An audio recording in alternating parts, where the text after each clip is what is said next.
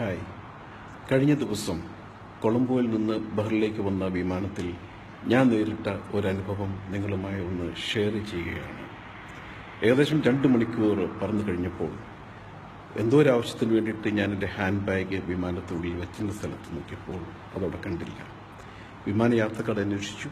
ഞാനും അവരും കൂടെ വിമാനം പരതി നോക്കിയപ്പോൾ വിമാനത്തിൻ്റെ ഏറ്റവും പിന്നിലായി എൻ്റെ ബാഗ് ഉപേക്ഷിച്ചതായി കണ്ടെത്തുകയും അതിലുണ്ടായിരുന്ന എൻ്റെ പാസ്പോർട്ട്, ഡെബിറ്റ്, ക്രെഡിറ്റ് കാർഡുകൾ, കുറേ രാജ്യങ്ങളിലെ കറൻസികൾ അതെല്ലാം നഷ്ടപ്പെട്ടതായി കണ്ടെത്തി.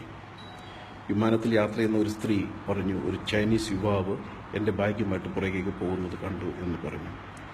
ഏകദേശം ഒരു ഐഡിയ, അവർ ലൈറ്റെല്ലാം അണച്ചത് വിമാനം, എല്ലാവരും ഉറക്കത്തിലായിരുന്നു.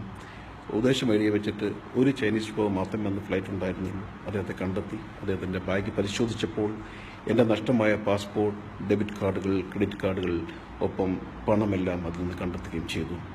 സാധാരണ രീതിയിൽ ഇവർ ചെയ്യുന്നത് എന്താണ് എന്ന് വെച്ച് കഴിഞ്ഞാൽ, വിമാനം പറന്നു തുടങ്ങി എല്ലാവരും ഉറക്കമാകുമ്പോൾ ഏതെങ്കിലും വ്യക്തിയെ നോട്ട് ചെയ്ത് ആ ബാഗുകൾ എടുത്ത് അവർക്ക് ആവശ്യമുള്ള കാര്യങ്ങൾ മാറ്റിയിട്ട് തിരിച്ച് ആ ബാഗ് അതേ സ്ഥലത്ത് വയ്ക്കും. നമ്മളൊരിക്കലും അറിയില്ല, നമ്മൾ വിമാനയാത്ര കഴിഞ്ഞ് ഇറങ്ങി എമിഗ്രേഷനിൽ നിന്ന് നിൽക്കുമ്പോഴായിരിക്കാം പാസ്പോർട്ട് നോക്കുകയും നഷ്ടപ്പെടുകയും ചെയ്യുന്നത്, അറിയില്ല. വിമാനം ബഹറിലെത്തി. പോലീസ് അദ്ദേഹത്തെ കസ്റ്റഡിയിലെടുത്തു.